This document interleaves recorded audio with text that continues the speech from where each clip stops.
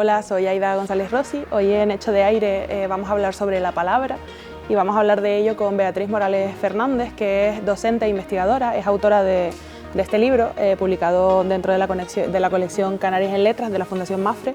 Su poemario es La premisa de la inocencia, publicado en 2020, y también es autora de la plaquette El desvelo de los sueños, publicada en 2021 con BGR. Y aquí la tenemos ya en la Biblioteca Pública del Estado de Gran Canaria para hablar sobre la palabra.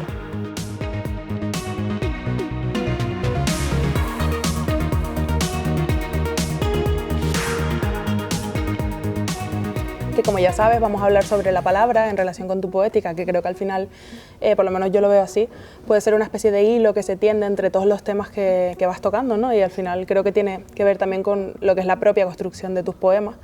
Y quería empezar preguntándote por tu uso de la palabra, de los versos, de los libros, como imágenes poéticas. Pues bueno, Aida, efectivamente para mí el verso está muy vinculado a la imagen. Algo que leí en el libro El infinito en un junco de Irene Vallejo es que el verso es algo vivo, y efectivamente para mí, como todo es vida, todo está siempre en eterno crecimiento, el verso es como esa herramienta musical, porque tiene música, en la cual pues yo puedo captar instantes de vida y proyectarlo en el papel. Entonces todo eso se vuelve imagen, porque al final yo creo que para hacer poesía, o al menos desde mi punto de vista, necesitamos el poder de la mirada. Entonces para mí el concepto mirada está muy vinculado al concepto imagen y de por sí a la palabra poética.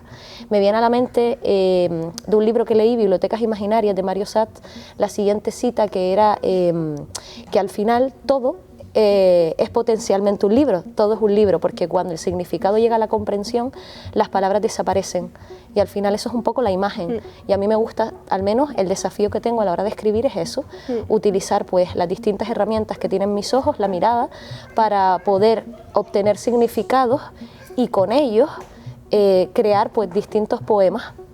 Esos poemas muchas veces me gusta primero escribirlos detenidamente, pausadamente, luego releerlos y poder darles otro sentido, pero al final siempre veo en cada uno de los poemas un libro, un potencial libro, ¿no? El poema como un ente vivo a través de los versos, que de por sí ya tiene significación propia y cada lector puede darle el sentido que quiera.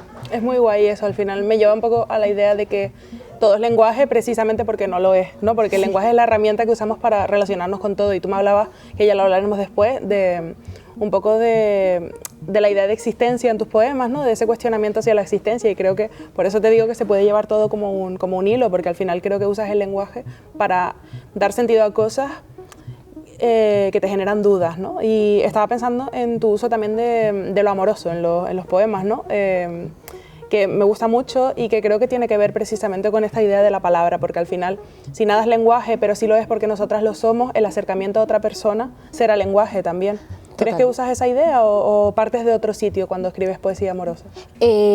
Parto de esa idea que bien comentas, veo que me has leído con mucho detenimiento, efectivamente. Es más, para mí, siempre escribir sobre uno es ponerse en el lugar del otro. Entonces para mí eso es el amor, un poco como que todo amor es amor social, y entonces por eso cada vez que escribo, pensando en otro, primero me pongo en mi sitio, pero para proyectarme hacia ese otro, que muchas veces es un otro poético, es decir, obviamente parto de experiencias personales, pero vuelvo lo personal, existencial, para que cualquier persona indistintamente de quien sea, pues pueda quedar reflejado o no, ¿no? A mí me gusta siempre que lo carnal de la palabra pueda llegar a un punto abstracto y por lo tanto sea emocional para cualquier persona. Entonces efectivamente para mí a la hora de escribir siempre considero amor social en cada uno de los versos que escribo. Además un punto existencialista que aprendí de mi, como hablábamos antes, mi crush poético, que es Alonso Quesada, que él decía que todo poema es un paisaje terrible, es la calidez, la divinidad estética frente a lo insoportable, el dolor. Y entonces efectivamente muchas veces el amor, como es ponernos en el lugar del otro, también es dolor, porque tenemos que alejarnos de nosotros para ponernos en el lugar de la otra persona. Y entonces a la hora de escribir un poema me pongo en el lugar de ese otro que me está proyectando, ya sea personal o no personal, es decir, ya sea que veo algo en una pareja que pasa, un amigo que pasa, una amiga que pasa, y me gusta ponerme en el lugar de esos sentimientos que desconozco. Entonces los llevo a mi terreno para luego proyectarlo y que cada uno pueda darle el sentido que quiera. Eso es súper interesante, me recuerda un poco a una cosa que fue quizá lo primero que me llamó la atención sobre todo de este libro, de la premisa de la inocencia, que es el reflexionar en un poema sobre lo que es el poema, ¿no? Ya no solo lo que hablamos de usarlo como imagen o usar los versos como imagen, sino un poco dudar acerca de lo que es un poema desde lo poético, ¿no? Que es como usar una herramienta sobre la que dudas un poco. Te planteas, porque lo haces mucho, te planteas, voy a escribir sobre escribir o voy a escribir sobre leer, que creo que además en tu poesía son un poco un todo, el leer y el escribir.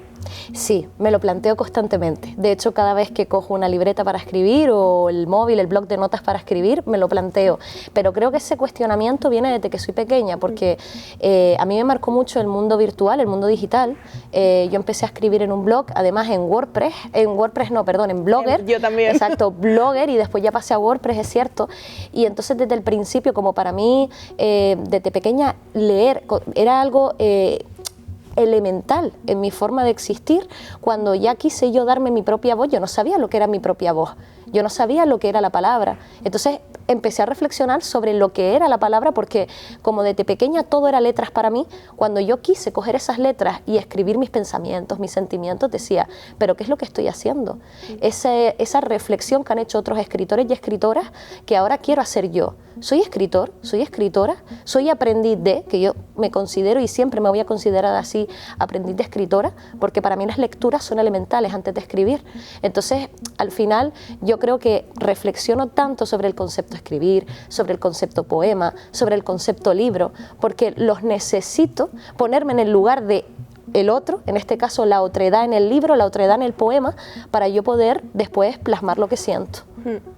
Y al final todo eso que hablabas, es que está como todo encajando, un poco veo como piezas ahí, porque hablabas del tema de la existencia, un poco del existencialismo y demás, y al final lo que me estás explicando un poco es la existencia también a través de los libros y de la literatura, no entenderlo quizá como una cosa elevada, una cosa que se aleja de la vida, sino como la vida misma un poco, ¿no? Efectivamente, es más, esto me recuerda mucho a algunas lecturas que para mí han sido elementales, como ha sido El Lino de los Sueños de Alonso Quesada o su prosa Crónicas de la Ciudad y de la Noche, también un poquito Las Rosas de Hércules de Tomás Morales. Es decir, es verdad que me gusta mucho la poesía modernista, porque al final yo creo que cogían situaciones cotidianas y las volvían líricas, como las situaciones líricas de Alonso Quesada, un apartado, una parte del Lino de los Sueños a mí me marcó, porque de cosas tan elementales él hacía poemas, ¿no? Y al final eran sus pensamientos, pero jugaba con el lenguaje, jugaba con la palabra, se ponía en el lugar de la palabra para convertirlo en belleza.